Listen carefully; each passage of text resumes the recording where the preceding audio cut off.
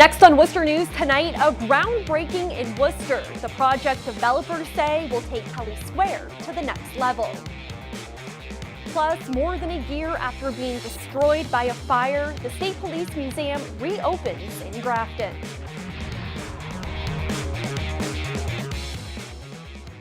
Good evening and thanks for joining us. I'm Olivia Lemon. A groundbreaking in Worcester's Kelley Square Tuesday morning draws the attention of city and state officials and parties interested in the surrounding area. The $21 million housing and retail complex will be built on what's been used as a parking lot in Kelley Square. Developer Alan Fletcher says the project Harding Green will include 48 market rate apartment units, a restaurant, and a public market.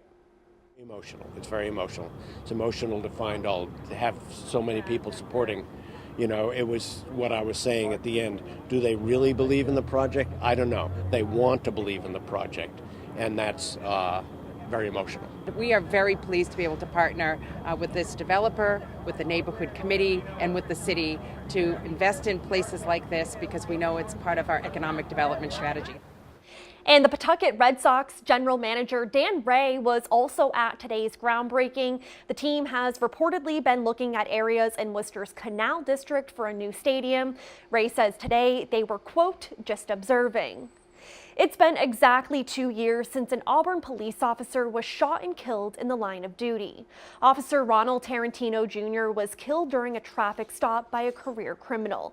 Since then, the charge of assault and battery against a police officer has been enhanced from a misdemeanor to a felony in Massachusetts. Monday, Auburn and Leicester dedicated a bridge and part of a roadway in his name. After being destroyed by a fire last year, the Massachusetts State Police Museum and Learning Center is officially reopened. While there are some older artifacts in the museum, there are also new items on display. Our Roslyn Flaherty joins us live now with more. Roslyn? Olivia, the museum says the last year has been difficult, but are now excited to show all the hard work they've done. It was a long road coming. The Massachusetts State Police Museum and Learning Center has a new home. A fire damaged the original in 2017, forcing it to close. It was kind of very traumatic. The museum preserves the history and legacy of the first state police department in the country and also teaches about police work. Police work isn't just pulling people over. There's the forensic aspect of it. There's the detective work. Executive Director Charlie Alejandro says the fire destroyed the second floor conference room of the old building and caused extensive smoke damage to some of the collection. But she says they were able to save some important artifacts from the department's 151-year history. Some did have to get refurbished. We did lose a lot of display cases that had just been purchased. She says the nonprofit was able to move to a different location in Grafton and even add new displays. We have Colonel Foot's original badge, which is very valuable. It was one of the first badges issued. We have a life-size horse here that it actually depicts the mounted unit. Volunteers say they are glad to keep the legacy of the state police alive. We're glad that things have turned out well, and we're glad to be open again so we can actually show people what we really have for the history of the state police. Now, the museum is open Tuesdays, Thursdays, and Saturdays, and they rely solely on donations. Roslyn Flaherty, Worcester News Tonight. The town of Shrewsbury will still use styrofoam containers after residents voted against banning the product in a close vote Monday night. 4 high school students petitioned for the ban, saying styrofoam is toxic to the environment and humans. According to the Telegram, the students were asked to bring the article back to the town meeting after some issues are worked out with the local Board of Health. In the end, after a lengthy debate, the article was defeated by 3 votes. In Charlton, voters approved the first steps in constructing a $20 million public safety complex. According to the Telegram, most voters agreed to buy a portion of property adjacent to the current police station to construct the new building, which will include the police and fire departments. Local and safe. A farm in central Massachusetts aims to deliver what they say is the freshest and best tasting lettuce in the state, and a new greenhouse will allow them to do so. Our Chandler Walsh joins us live now to explain. Chandler? Olivia, Little Leaf Farms says their hydroponic greenhouse is the future of the local food movement. They say they're able to grow high-quality lettuce in any weather in an effective and sustainable way. Fresh baby lettuce moves through the greenhouse at Little Leaf Farms in Devens. The New England farm, competing with dominant California growers, reminds people to buy local. California stuff is cut today and it's in the stores maybe 7 to 10 days from now.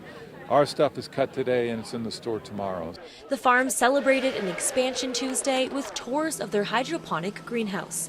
Mass Development gave about $5 million in loans to help, and Chair Jay Ash says buying local improves the state's economy. We're really excited to see innovation enter any of our sectors, and when it comes to agriculture, people don't always think about innovation, but this is truly an innovative facility, in fact, the world's most innovative way of growing lettuce. Little Leaf Farms greenhouse has doubled in size. They now have 5 acres under controlled glass. In Massachusetts, we have winters and they're fierce. To basically compensate, you need to grow in a greenhouse, in a controlled environment, and our product is stable year-round. Recently, there have been nationwide E. coli outbreaks tied to California lettuce. CEO Paul Salou says Little Leaf lettuce is safe. The lettuce is grown with recycled rainwater and without any chemicals or pesticides. It's also seeded, grown, cut, and packaged without touching human hands. As contrasted to the California guys, you don't know what's running through their fields. It's field agriculture, so it's night and day different, and food safety is a core part of our value proposition. And the farm also purchased nearby land for another expansion. They're hoping to double their greenhouse again next year, which would make it 10 acres. Chandler Walsh, Worcester News Tonight. Many people who use service or therapy dogs rely on them to be in good condition. Tuesday, the Cummings Veterinary Medical Center conducted eye tests on canines to make sure they're seeing clearly. Our Brittany Schaefer joins us live now with more. Brittany? Olivia, it's all part of a national day where thousands of free eye exams are given to service dogs across the country. At the Grafton location, 8 dogs were tested, including Nico, the therapy dog. Oh, good boy.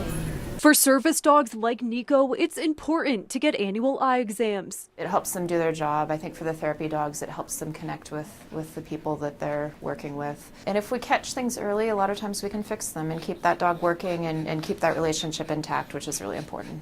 It's why Cummings Veterinary Medical Center is giving out free eye exams Tuesday. Dr. Stephanie Pumphrey says many people rely on the dogs to be at their best. We are checking the entirety of the eye, so we're looking for any condition that might cause a problem with vision. So anything from dry eye, which would affect the surface of the eye, to cataracts, which affect the lens of the eye, to retinal diseases, which affect the back of the eyes. Nico had a slight eye condition as a puppy, but everything went well Tuesday. I'm happy to say that his eyes look nice and healthy. Perfect. The Pomeranian has been a therapy dog for 5 years. Handler Trish McDermott says the 8-year-old gets tested every year. They detected glaucoma in him early or something, and you could prevent him from losing his sight. That is so important. They wouldn't be able to do what they do if they couldn't see. Nico visits people of all ages, from elementary schools to nursing homes. And McDermott says he needs to be healthy because a lot of people count on him for help. I love the way he makes people smile. Do pretty please. And this is the Tufts in Grafton's first year giving out the free exams, and they hope to continue it next year. Brittany Schaefer, Worcester News Tonight.